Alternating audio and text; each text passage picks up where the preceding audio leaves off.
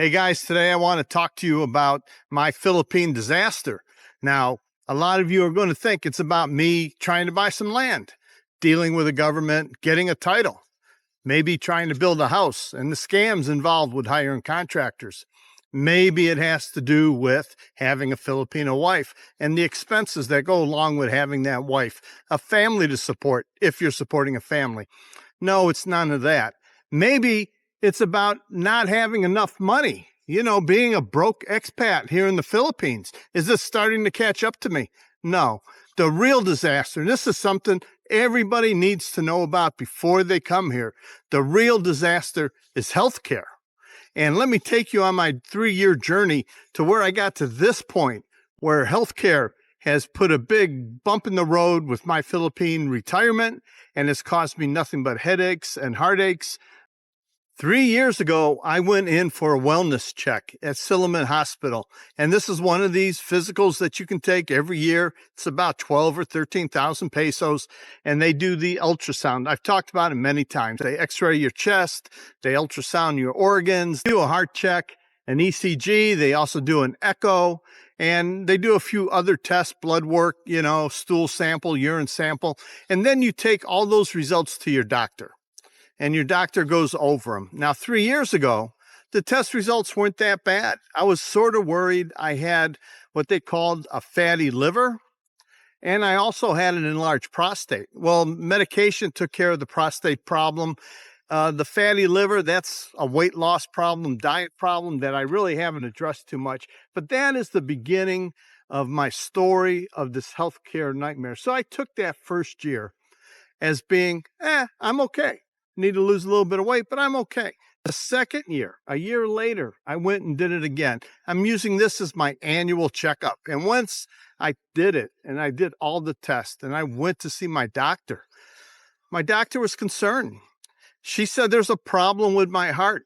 One of the valves is too big, or the chambers is enlarged, and that is caused by high blood pressure, and it's causing the blood to cavitate.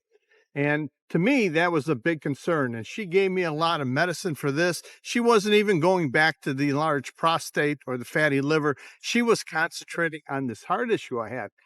So I took that very seriously. And she gave me a lot of medication this time. There was a bunch of pills. I couldn't even begin to tell you what they were or what they did. But I had a bunch. I took about 6, 7 pills daily. And some were 2 or 3 times a day. Others were once a day. There was a lot of pills, and they made me dizzy. And when I walked around, they caused me to be unstable. When I would drive my motorbike, I would feel shaky. And the other thing was, most of these pills were out of stock whenever I wanted to go get some. I would go to Rose Pharmacy. I would go somewhere, and they would be out of stock, and I would go to another pharmacy and another pharmacy. And out of stock seemed to be a common occurrence here. A lot of this medication had to do with my blood pressure and thinning of my blood.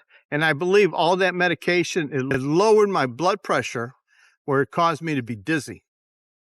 I don't think that was a good thing. So after a while, I quit taking them. I felt better once I quit taking the medication. I sort of put it on the back burner thinking, well, I'm approaching 70 or I'm just turning 70 and this is just going to be normal. You're going to have problems when you get old. Well, I went for a third one. And prior to going to the third one, I started walking 45 minutes every day. I would walk around a very large block around my house. Not too much uphill and downhill, sort of flat, an easy walk at first. But after a month and a half, that walk started to get harder. And I would be sweating at the end of these walks. And my recovery time took longer. I would have to take a shower and sit on the couch and catch my breath. It just seemed like it took me another hour, hour and a half to get back to normal. And that is abnormal.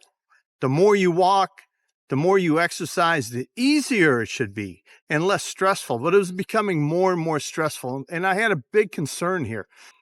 So I did not do the annual wellness checkup. I thought that's the same thing over again. So I started reaching out to all the expats I knew who had heart problems and talking with them about who they used as a doctor. And a bunch of guys had doctors here in Dumaguete, but I wasn't really satisfied with the type of care they got and how they talked about the doctor. I wanted somebody a little bit more sophisticated, more professional, maybe. So I reached out to my friend Gary, who lives up in Cebu. And Gary had a few issues. He found himself a good cardiologist. He found a good hospital to go to, not too expensive, but they knew what his problem was. And when he went back to the US to have it checked on, they sort of concurred that the doctors in the Philippines and the American doctors were on the same page. So it gave me a little breath of relief. I will leave that doctor's name and the clinic's name later in the video. I'll put her card up there, or her name and contact information. But I made the appointment, and it was going to be 5 weeks until I could see her. And she was in demand. So in the meantime, I scheduled ECG, an echo, and a stress test. And my thinking was I would take all those tests and take it to the doctor along with my last year's test and the year before, so she had something to compare, and she could look at the results and let me know what she thought. Well, when I'm in the hospital, this is Silliman Hospital, getting these tests done, the echo and the ECG were easy, in and out, like an hour and a half, no problem. The stress test came. This was after lunch. I got there at 1 o'clock, had to take off my shirt, put on a robe backwards. They put a bunch of probes on me. They put me on a treadmill, and I started walking. And the doctor came in, and I had to sign a waiver before doing the stress test, just in case. So we started the stress test, and I'm walking, and the incline is moving up, and the speed is increasing. I'm having difficulty breathing. I'm 6 minutes into this test, and I'm having trouble. When I took a stress test back in 2017, I lasted 25 minutes on that treadmill. They stopped me. I was able to complete the test and give them all the information they needed. But on this test, I was having difficulty breathing. I was having sweat.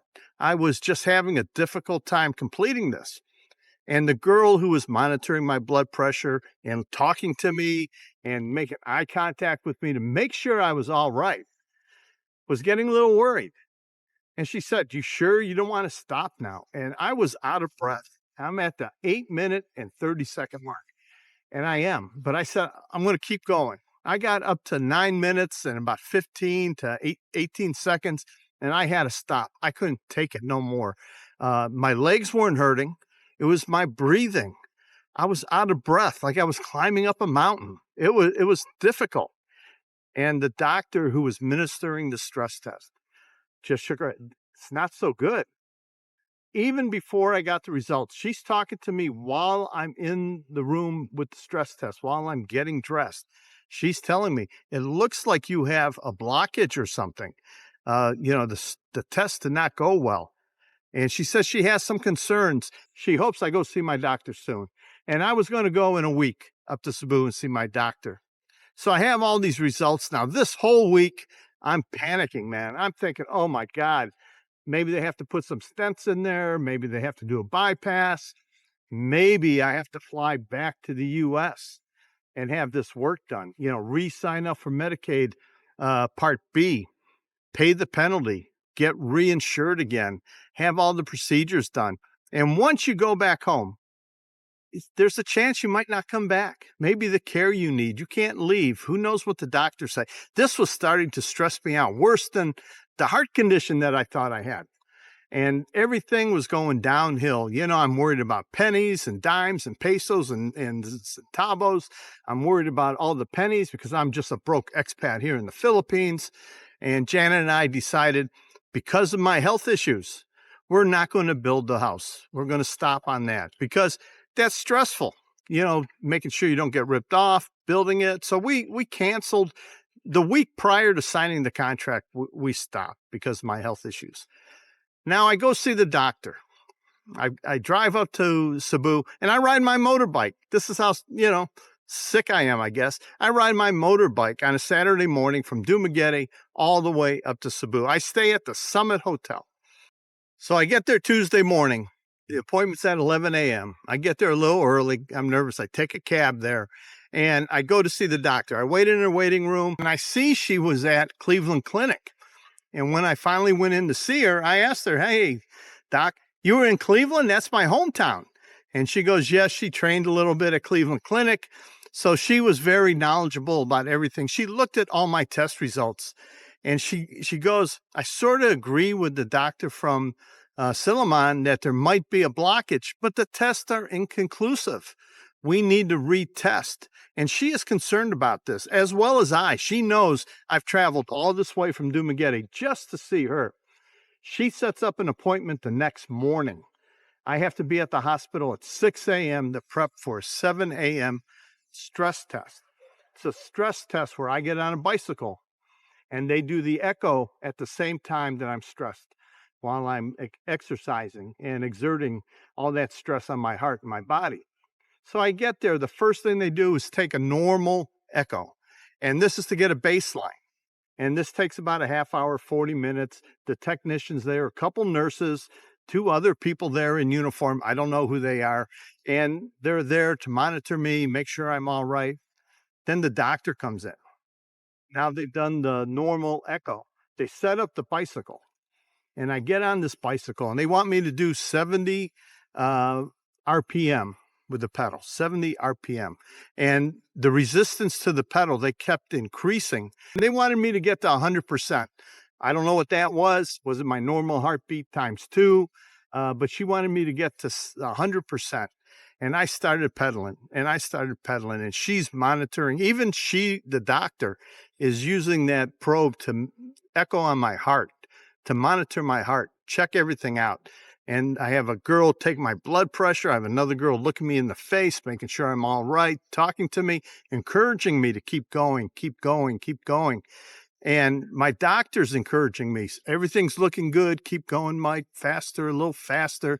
The pressure got up there a little bit more. Resistance to the pedal, not pedal some more.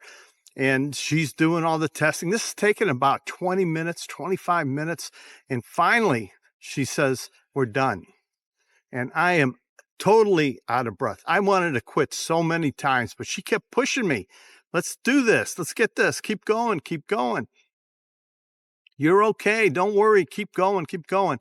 The encouragement I received from that doctor was great compared to the encouragement I got in Silliman, which was not great. It was, oh my Lord, you're not healthy at all. To this doctor, she wants to make sure I get to the level that they need to get an accurate test. And that's what the problem was. The test from Dumaguete, the stress test and the echo there were inconclusive. So after I'm getting dressed and I cool down and she's going over the results, she takes me over to the monitor and she shows me my heart beating.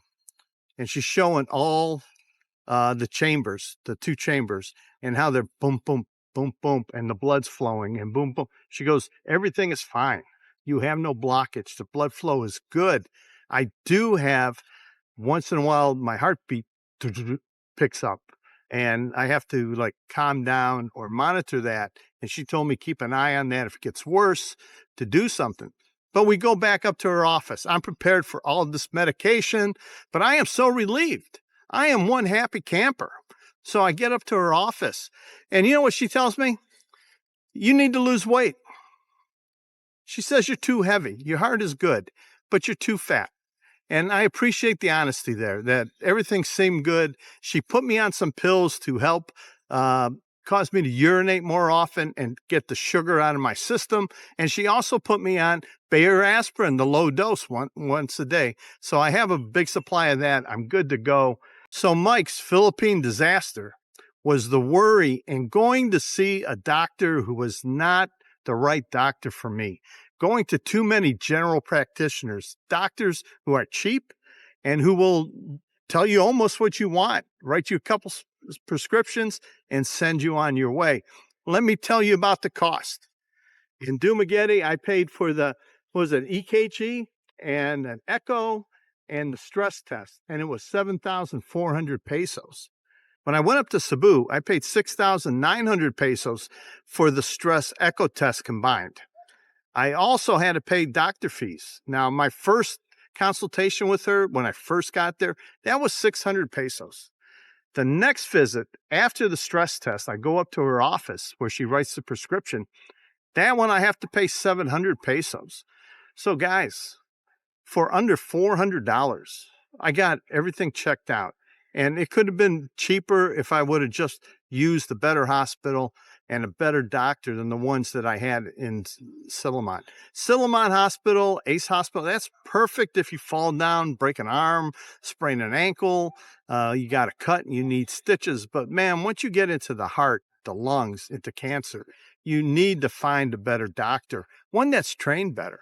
And I felt so comfortable with her knowing that she trained in the US. So you feel comfortable knowing that they had American training.